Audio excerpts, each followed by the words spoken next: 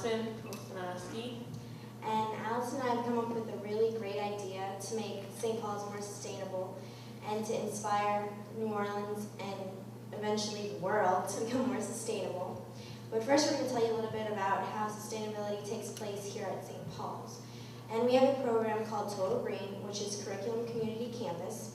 And we start off by having a sustainable curriculum here, and we learn about what sustainability is and how it can affect the world and how we can change the world.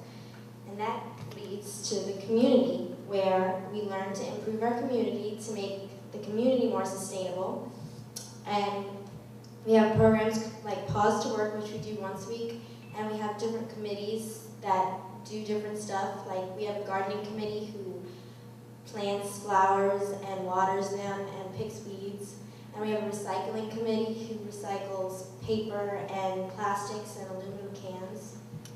And we have beautification. They do art projects for the school and put them out there.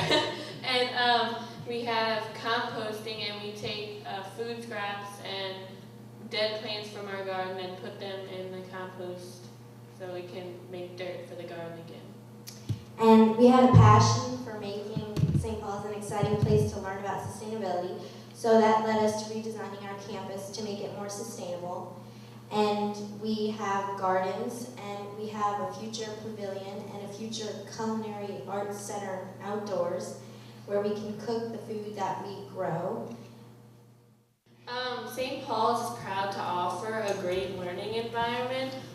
We hope that all of our subjects can be taught outside, and this will be using the pavilion that is soon to be built along with our culinary arts center. And we also will use our outdoor classroom, and this is a great learning environment for our community and for our students. And now we're going to tell you a little bit about the Total Green cycle here. Okay. The beginning of our Total Green cycle is our plants. This is like symbolizing our garden outside. We have 1,200 square feet of fruits, vegetables, and herbs. Okay. And these plants produce all of this food, and we use this food to cook. And we're going to use our outdoor kitchen, and we're starting this new program called Short Chefs, and this is where the students from St. Paul's would use the outdoor kitchen to cook our food from the garden. And we hope to have local professional chefs come in and help the students cook, and we hope to broadcast this on TV someday. We do not, plastic tray, we do not use disposable trays because they would end up going into landfills and they do not biodegrade easily. And so we got a dishwasher, and so it'll be easier to not waste as many plastics like utensils, cups. And trash can right here. We try not to throw away a lot of plastics. We, as we've said before, we recycle plastic bottles and plastics, all that stuff, and we try not to throw away a lot of stuff that isn't easily biodegradable.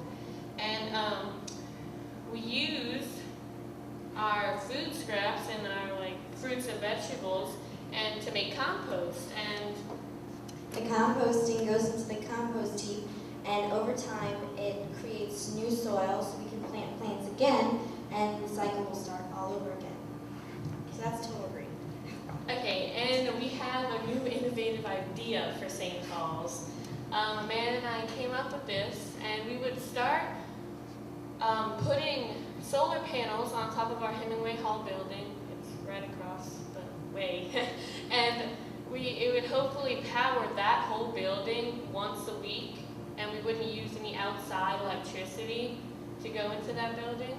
And once that's done, we would get even more solar panels and little wind turbines to create enough energy for the whole campus and to produce enough fruits and vegetables so we don't even have to waste gas to go to the store and buy some. And so we don't have to use any other energy, so it'll be more sustainable and influence the community and New Orleans.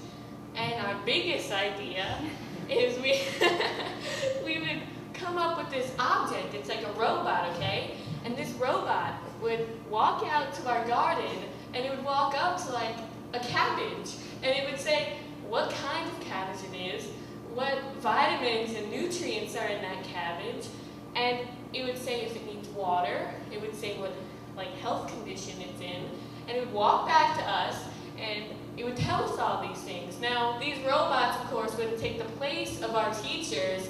It would just kind of help. It would ease into our curriculum, but it would help us understand our garden more. So, and all, of course, these robots, it wouldn't be powered by gas because that's bad for the environment. They would be powered by solar panels, and that's good. I'm sorry. And the thing about sustainability and being green is teachers and parents can tell their kids to be sustainable and recycle and all this stuff, but it's up to us students to make the changes and the choices in our lives to be more sustainable because we are the future.